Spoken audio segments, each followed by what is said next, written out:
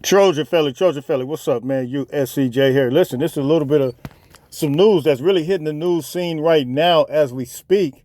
Actually posted about it on Twitter, and this was something that you can kind of see getting ready to take place within the past few years. You guys know, you remember, let me just kind of take you guys back. USC versus Notre Dame. I told you guys a few years ago that I felt like Notre Dame needs to enter the Big Ten Conference based on them wanting to play USC and based on them wanting to play other teams, making kind of like alliances, if you will, with the ACC.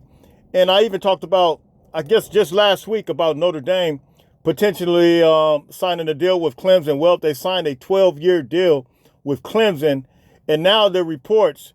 I didn't think it was going to happen necessarily, but there are reports that USC and Notre Dame last time playing could possibly be next year at USC, which is crazy. You're talking about a long-time rivalry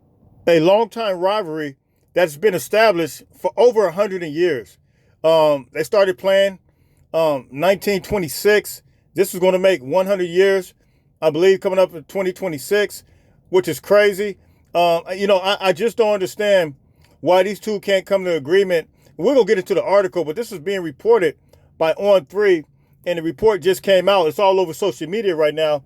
But USC, Notre Dame, their rivalry last year possibly playing is coming up this season, which the game is going to be in South Bend, Indiana. This could literally be the last year USC and Notre Dame plays if these two don't come to an agreement. Now, the report states that USC is willing to offer one more extension to the rivalry, which is for the 2026 season, which will be next year at USC. However, Notre Dame, according to the article, is stating that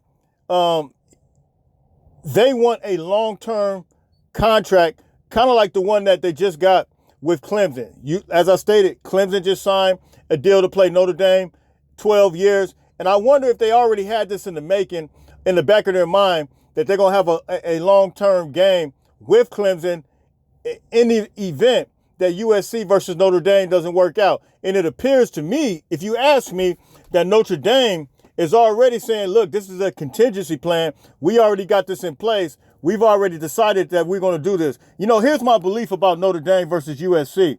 I really believe that Notre Dame, really all these years, wants their cake and to be able to eat it too. I believe that the ACC has kind of allowed Notre Dame to continue to do what they want to do, because you notice that the only agreement with Notre Dame, I believe it's in just football, maybe some sports. It's not in all sports, if I'm not mistaken. Notre Dame still has their independence and still willing to try to move and groove on that front. And I just think the way conferences are going right now with the superpower conferences, I told you guys this before, that, look, USC joined the Big Ten. They got the big TV deal. And I believe that all these other schools are going to have to follow suit and do the same thing. It's already going to that right now. And so my thing is, why doesn't Notre Dame want to go into a conference? And to me, in my opinion, the one that best suits them will be going into, somewhere like the Big Ten. They already have teams that like Purdue that are already in Indiana. You have neighboring states that are already in Ohio. Ohio next to Indiana, and so you got all these different things working, and so it's like, why do even Northwestern next to Indiana, it's in Chicago, so you have these bordering states. It only makes sense for them to join the Big Ten, and then you have your longest rivalry, which is USC. So it only makes sense, but to me, they kind of want to float around and do their own thing. So I believe, my opinion, that Notre Dame is part of the problem. So look, man, you guys can hit me in the comments, man. You guys can tell me what you think, but I think it's a travesty for college football. And I do kind of wonder, on the flip side, I got to keep it real from the USC perspective.